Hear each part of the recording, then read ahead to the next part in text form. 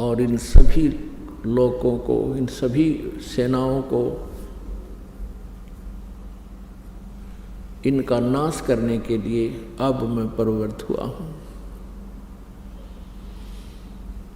अर्जुन देख रहा है कि कुछ देवता, कुछ व्यक्ति आपकी जाड़ों में लटक रहे हैं, कुछ आपके मुंह में समा चुके हैं। ये काल कौन है? श्री कृष्ण काल नहीं थे। श्री कृष्ण जी ने पहले कभी अपने आप को काल नहीं कहा।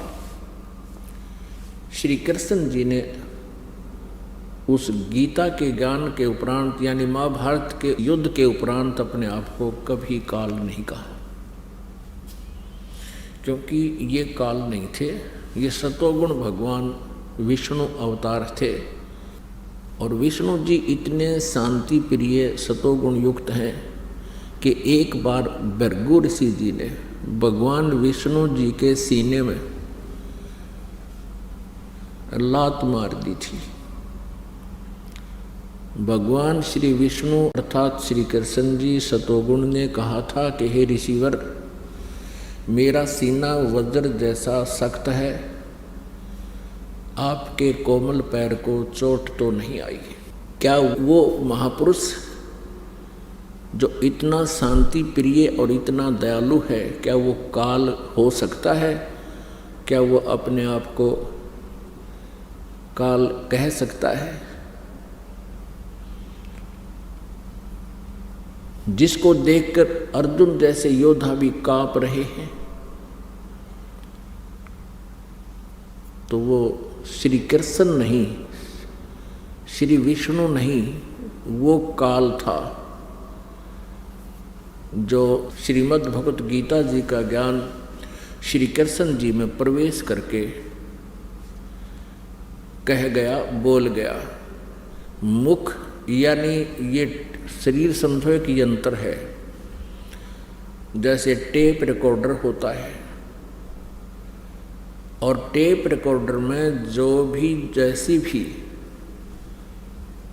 कोई कैसेट डाल दी जाती है, फिर वो कैसेट बोलती है, उस कैसेट वाला ही मैटर बाहर बोल रहा है, वो टेप रिकॉर्डर।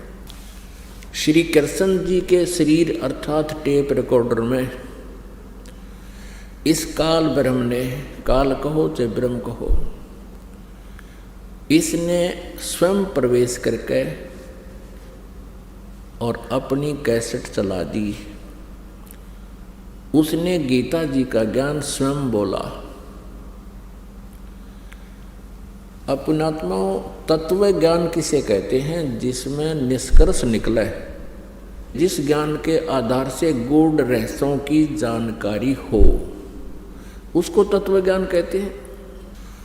आध्यात्मिक ज्ञान को समझने के लिए, जानने के लिए कुछ बातें हैं जिनका विशेष ध्यान रखना पड़ेगा।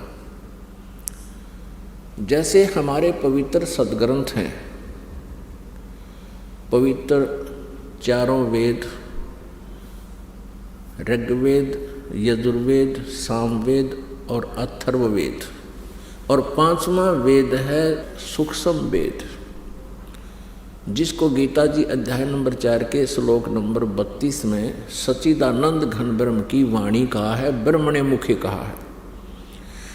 ब्रह्मणे मुखे माने सच्चिदानंद घन ब्रह्म के मुख से उतरित वाणी।